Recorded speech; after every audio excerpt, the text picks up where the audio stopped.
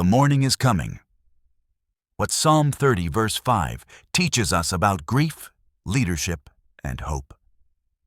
Weeping may endure for a night, but joy comes in the morning. This line from Psalm 30 verse 5 is often quoted at funerals, written in sympathy cards, and whispered in dark seasons of the soul. But its power reaches far beyond comfort in personal loss. It holds a blueprint for how we navigate seasons of sorrow, how we show up as leaders, and how we build lives and businesses that endure. Today, I want to unpack that blueprint, not just with theology, but with practical wisdom, emotional truth, and a challenge for you to live and lead differently. The night no one wants, but everyone meets. Let's start here. We all face loss, whether it's the death of a loved one, a failed dream, a fractured relationship, or a business that didn't become what we hoped. It hurts. Sometimes grief crashes in like a tidal wave. Other times, it sneaks up, slow and suffocating.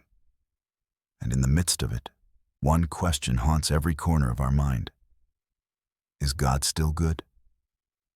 You might not ask that out loud. But the late-night wrestle, the silent prayers, the numb mornings, they echo it. We are all put on notice, waiting for the impossible moment we never want to face. If you're human, you've been there, or you will be. You can't bypass the night. But you do get to decide what you believe about the morning. What Psalm 30 verse 5 actually says and doesn't say. Let's get something straight. Psalm 30 isn't soft faith. It's not Hallmark hope. David wrote this as a survivor of deep failure and deep redemption. The psalm doesn't deny pain. It gives it a name, weeping, and it doesn't minimize suffering. It tells us it lasts the whole night. But it also reframes the timeline. God's anger, His discipline, His correction is momentary. His favor lasts a lifetime. The Hebrew word used for moment literally means a blink. The word for favor speaks of pleasure, delight, and divine acceptance that outlasts our worst mistakes. So yes, grief visits like a brutal overnight guest. But joy is the sunrise that cannot be stopped. Let that hit. The presence of pain is not the absence of favor. Real leaders don't rush the night. Now let's pivot, because if you're leading a team, a business, a project, or even your family, this truth matters. Most leaders want results, outcomes, and traction. I get it. But if you're building something that lasts, you need to understand this. People bring their grief to work. They show up with invisible weights, loss, anxiety, and buried regret. And they won't always tell you.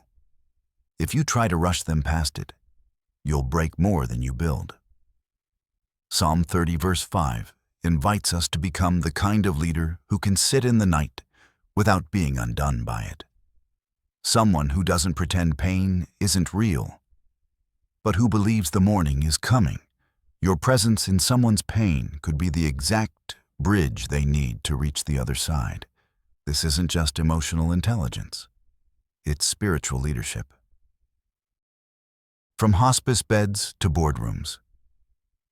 Where is God in grief? There are moments in life that force us to confront the dissonance between faith and feeling. Like holding the hand of a loved one as they breathe their last. Or hearing the words no parent, partner, or professional ever wants to hear. These moments bring us to the edge of everything we thought we believed and ask us to look again. Where is God in all this? Here's the deep truth. Blessing is not always what we think. It's not the absence of heartbreak, it's the presence of Jesus in the heartbreak. The blessing is having Jesus to weep with you.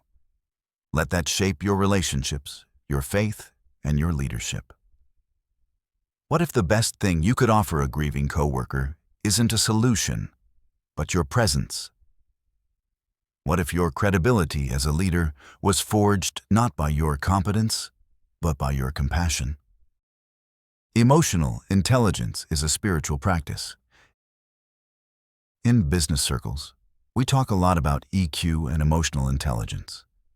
But Psalm 30 verse 5 reminds us this isn't just about self-awareness and communication style.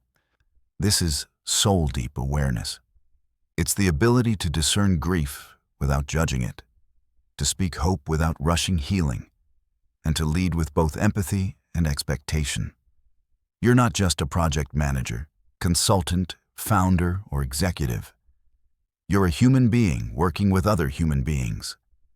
Some of them are walking through nights you know nothing about. Some of them are you. So here's your leadership charge. Be a bringer of mourning. Be a reminder that sorrow is not the final word, that joy is not a myth, that God is still good even when we can't make sense of Him. 3 anchors for the road ahead.